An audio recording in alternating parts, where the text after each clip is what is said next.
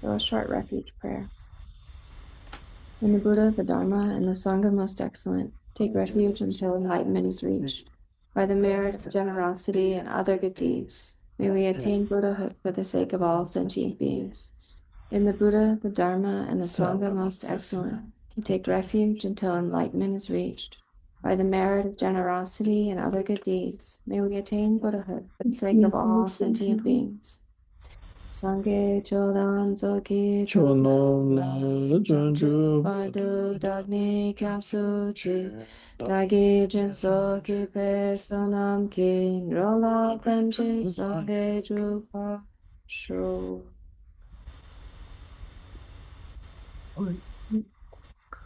Oh, Lama Jeno, Jin, Lama Jeno, Bodin Lama, Guju, also Tawaka, Jin, Jesu, Jindo, the Munabelam, the Tujin of the Jave, Jesu, Kadin, the Madame. Doje Chawango, Bonjo, Bagajin, Dojin, Mojino, so one to the Tujin, Sojin, Jeloshan, would have not yet done to Daniel, don't do. Doje Chawagundo, and the Lama, the Damichu Jabala, Longi, so the Lambi, the Rabone, Doje Chango, Compagno, Dojo, Chanjos, Nerumbuch.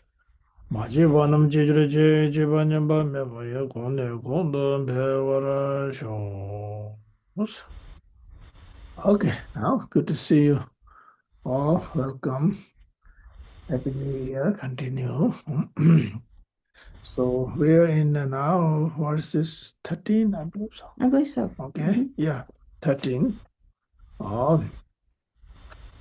Lama Gaju Tutu Lasso, Chori Kansi Shabdo Yinyamya. Randu Yeme Chadang Dagiju. Tamche Jura Kuvini Dang. Okay.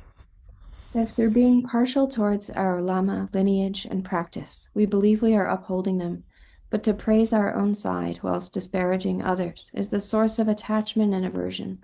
To give all this up is my heart advice. Okay. Lama Gaju Tutu Lasso, Chori Kansi Shabdo Yinyam, Randu Shindi Kanang, Tamche Jura Kuvini Dang. Okay, now this is, let me say a few words. My knowledge about this, what he's saying. Actually, Longchenpa is pretty sure it's very true. Well, this is happens in the past. All the spiritual path or religious, the history is there. And look, it happens in the night at this time too. It's nothing new, you know. But this is actually for as speaking as an individual practitioner, as myself, and this is quite a very obstacle, real obstacle. What I mean, I a little bit aware about it. This one, these things, you know, when we the attachments and the devotions, sincerely devotions, faith and devotions is different totally. We all kind of, when we are beginning meditators, we mix up everything together. We cannot really separate that. What is it, you know? And we mix up with all these different things which we don't really quite bit clear understanding about it. Oh, and this is for my own experience, knowledge about. This is when we sometimes these things praise to the one side, you know, as like here mentioned as well.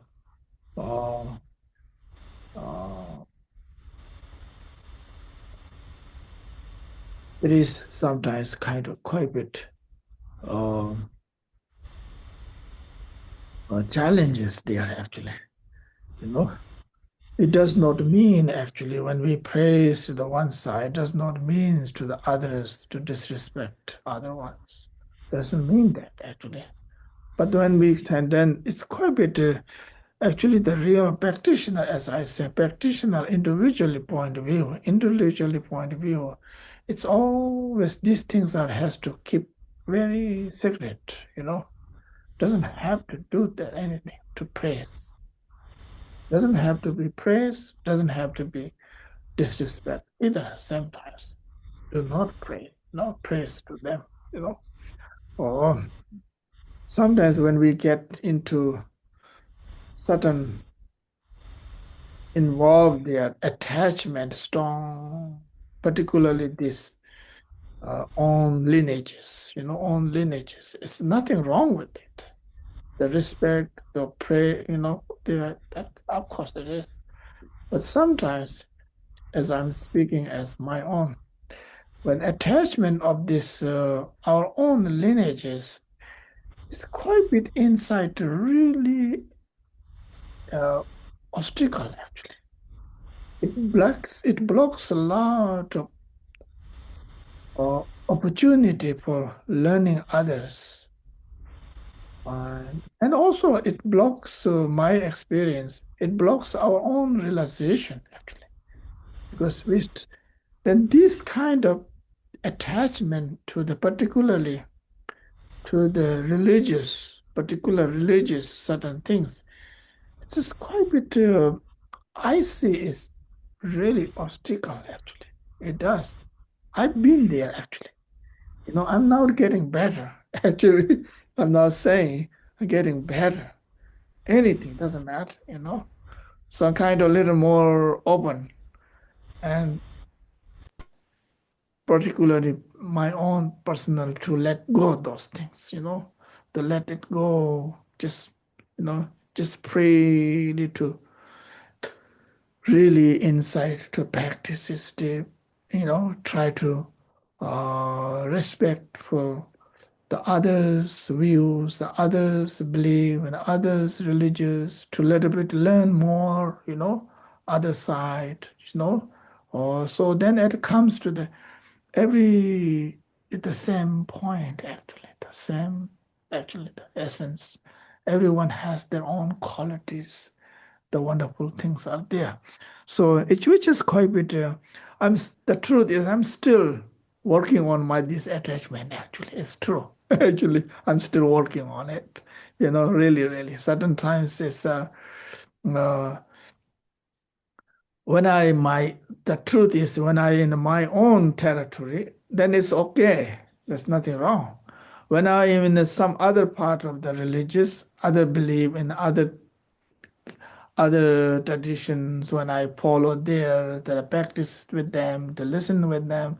So then really it is quite a bit challenge there, at beginning time. I'm getting better now. Now I'm kind of feel more relaxed. Excuse me.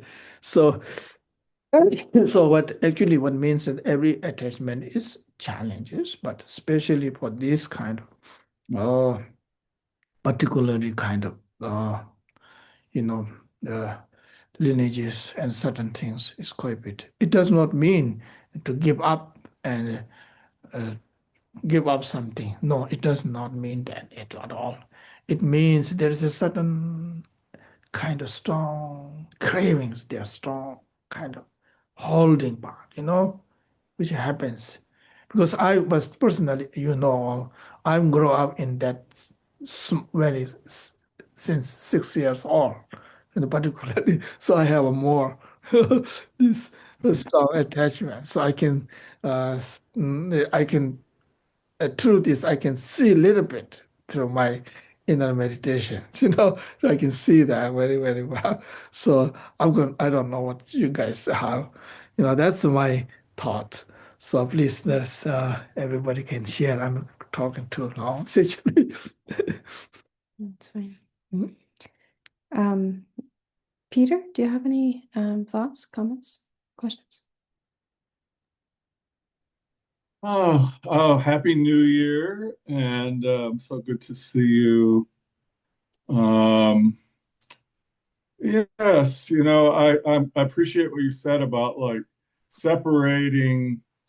I don't know how you said it. So like it's always teachings that I've been to always talk about the importance of the lineage and being, following the lineage um, and making sure that you're not bringing in wrong views, maybe from some other something. I know we had a gentleman that was living at the Dharma Center here for a while, years ago, who was also really interested in Native American practices and things like that. And, you know,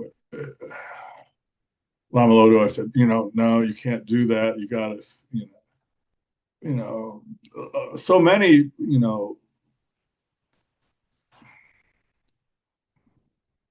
say how important that is to stay pure to the lineage. But I don't, at the same time, uh, I think maybe this is talking more about disparaging other lineages or other religions, even. I know I catch myself sometimes like talking about Catholics or something, as, and it's a wonderful thing, for people that it fits being a Catholic, it fits their nature. That's really wonderful, And my partner is the Catholic. He plays organ in a Catholic church, so and I've gone there a few times, and so so the advice to give all this up, I guess I'm not quite sure what this is, like all this. I guess this is the attachment and aversion to give all, and I'll tell you so I've been back, I spent how long with uh, Lama and Katie in Nepal, a couple of weeks, and went up to Milarepa's cave. And well, I look at that every single day since I've been home. I think about how wonderful that was, and the experience that I had up at Milarepa's cave, actually at the cave itself, but even more so like in the monastery that's just below it, and that feeling that I don't know what it. I'm still trying to figure out what it was. The feeling of intense. I think it was devotion, or it was like the history and oh man, Milarepa was actually here, and he's been my sort of my hero, um, and very difficult to emulate in today's society. There's lots of lessons for me to be learned. So I'm trying to think of a question that I have about that. I guess is um, or even you, Lama, you've been to Tucson a couple times, and one time you taught about Milarepa and a couple of his songs. And that's what attracted me right at the beginning to come to the teaching there at AWAM, is because, oh, Milarepa, oh my God, somebody's going to teach about Milarepa. And then the next time you were here, you were talking about Dzogchen and Guru Rinpoche, and uh,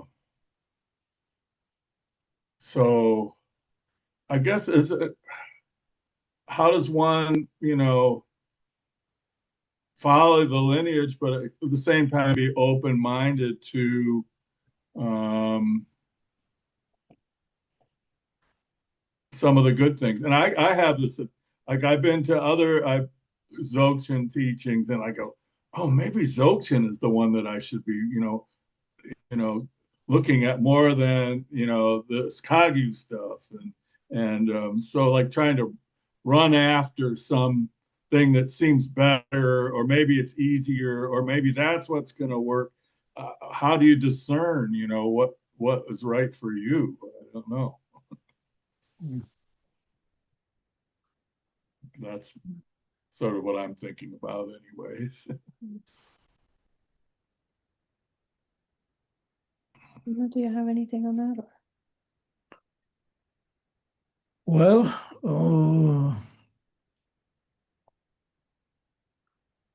As a Mahamudra point of view, or Dzogchen's point of view, or this different Madhyamika point of view, which is I try to study very limited, but still studying continue. Each has their own wonderful ways of teaching to understanding, really. The methods are differences, possible, each of them. The skillful methods in the following to the path is different, not like 100% like a black and white. It's not about that.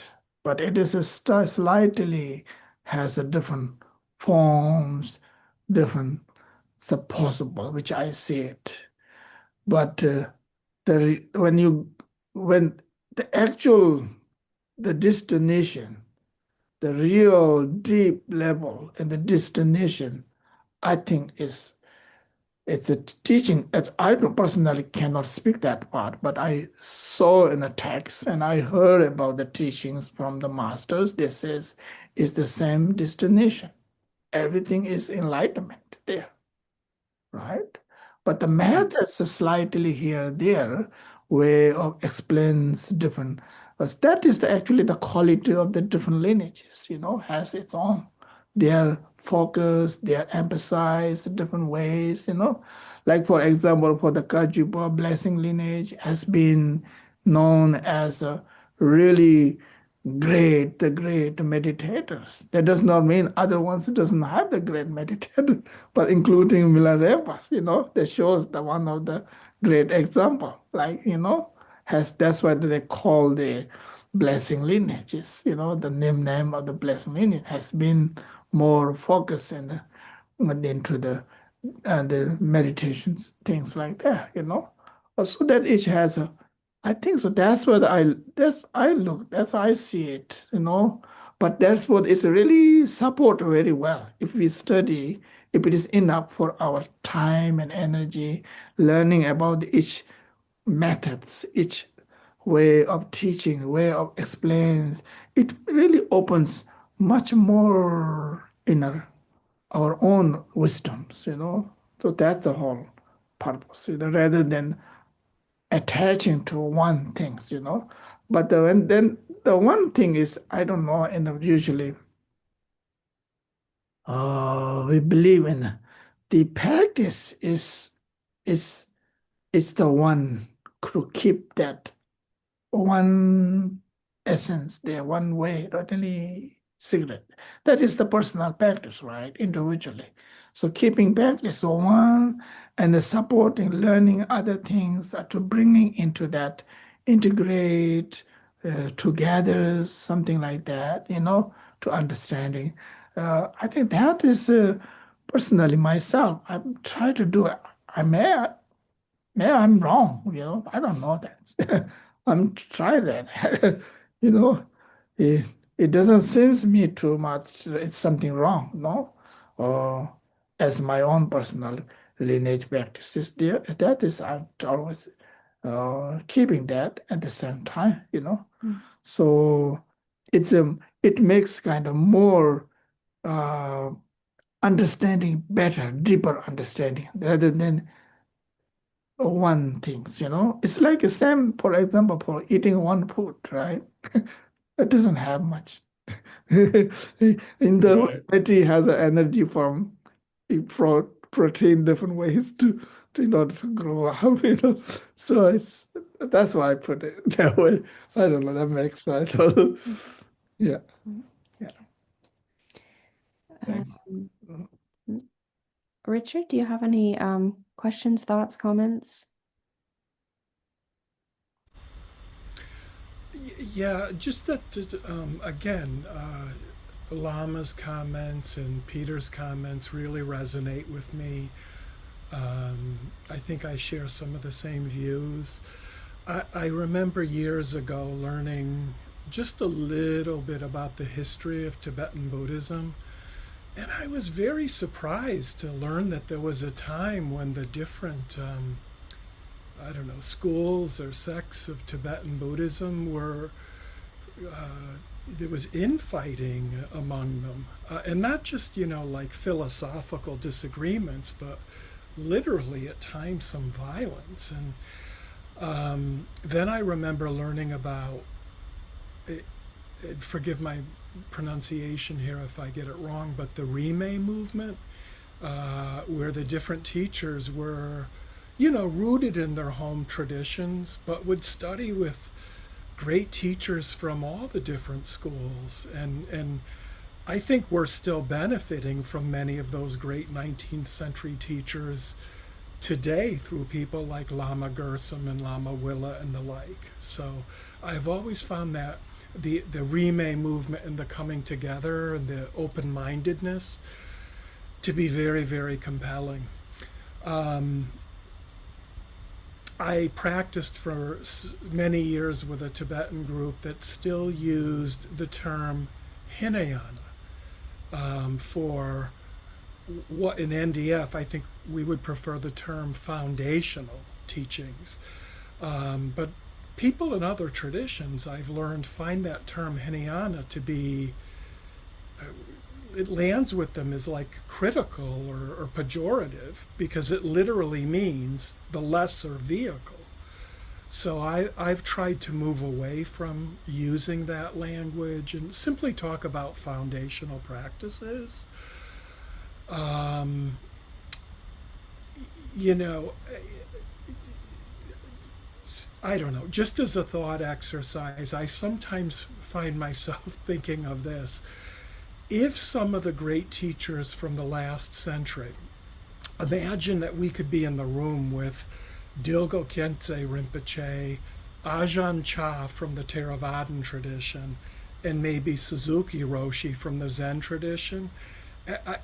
Lama's comments made me think of this. I think the deep, deep wisdom and compassion that they would all manifest would be very, very similar, despite seeming differences in their methods and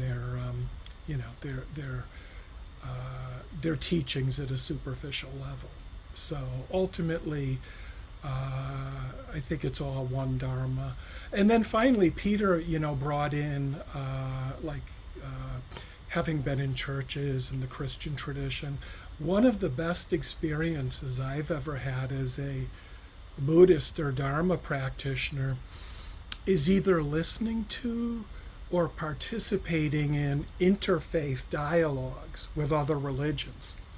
At the university, I think I've been on 2 or 3 panels with Islamic faculty and Christian faculty, and it's just been an amazing, amazing, uplifting experience. And in this world that we're in now, I think we need more interfaith dialogue. And Rinpoche's comments about what it would be like to eat the same food every day. Back in the late 90s, I was blessed to get a ticket to hear His Holiness the Dalai Lama speak in New York City at St. John the Divine Church. And the topic was on just religious dialogue and unity and the like. And he used a similar metaphor, Lama. He said, imagine being in a garden with just one flower versus being in a garden with many beautiful blossoms and different colors and different smells and the like. And he set that up as a metaphor for how we should be open to and appreciate wisdom in its many forms, I think regardless of its origins. So anyways, again, I always enjoy our discussions, and thank you for listening.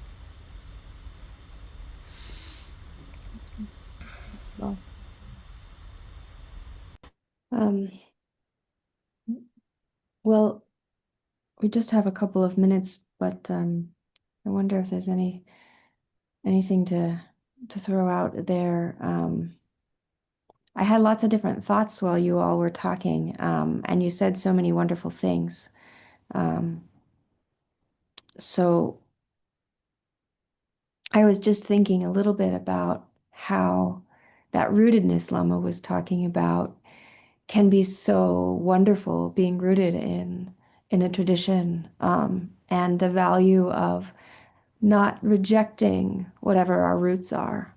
And that goes for anything in life, actually, not just spiritually, but bringing into our experience whatever our roots are, and at the same time, um, having an openness to anything else that might arise. And it comes back to um, working with our own minds. I know that I can see my own mind, and over the, whatever 20, doesn't even matter, but 20 years that I've been practicing in the Dharma, there are times when there might be some difficulty I'm facing, and I might experience some anger or aversion, even related to my own tradition. And I can notice that there might be a wish or a feeling of, oh, time to run, you know. But I'm aware that that's what's happening, and the roots are strong enough that there's not going to be a severing of that connection. But in the course of that, at the same time, I might learn a little bit more about what's happening in, this other great master's mind, or this, from this teaching or text, or even like a different spiritual tradition altogether, just to kind of help to flesh out what truly is the case. What really is mind? What is this life? What is humanness? Or what is non-humanness? Whatever, We're just trying to know more deeply. Lama comes from a Kagyu lineage. I come from a Nyingma lineage, and we're partners. And so this is an interesting, opportunity in that. And Lama's a Lama. And now Lama's one of my Lamas. And so, like, right? So it's really wonderful, this journey that we're on. And I think it comes back to our own minds, what we're working on, and how do we maintain and grow in wisdom, love, and compassion, bodhicitta, through all of the things that life presents us with, these wonderful opportunities. Yeah, so I'll stop talking because we're out of time. Okay. Thank you again. There was a lot of thoughts there. It's wonderful. I think we would hopefully after the end of this subject or this text, or maybe one time we can just talk about share our own thoughts about the Rime as we all think about. It's quite a big subject. It's quite a lot of things to open in the talk, to learn individually what that means. Historically, we have to learn what the Rime means. And then the other point out, each do everybody point out different the words in the Dharma we use certain times are the Hinayana and the words, these different things. I agree with that part too. It's quite a bit a lot of I don't know how to. I don't use either actually those words anymore. I use just different traditions, in the Tibetan traditions or the Vietnam or some the Burma tradition, something like use the word. It's interesting. Yeah, it is quite a bit challenging. There are so many other things too, but yeah. Thank you again, everyone. So we have to We have leave to go to to go teaching. 45-minute walking. Oh my. Thank you. So good to see you. Happy New Year again, Thank everyone. you. Happy New Year. Happy New Year. Right. I have this wrong translation. What's the translation? Let's do it in Tibetan. Yeah. Jongchup Semchog Rinpoche Ma Ke Banam Je Ke Ban Yapa Me Paya Gong Ne Gong Du Pewa Where the precious mind of enlightenment has not yet arisen, may it arise. And where it has arisen, may it not degenerate, but increase more and more. Calm.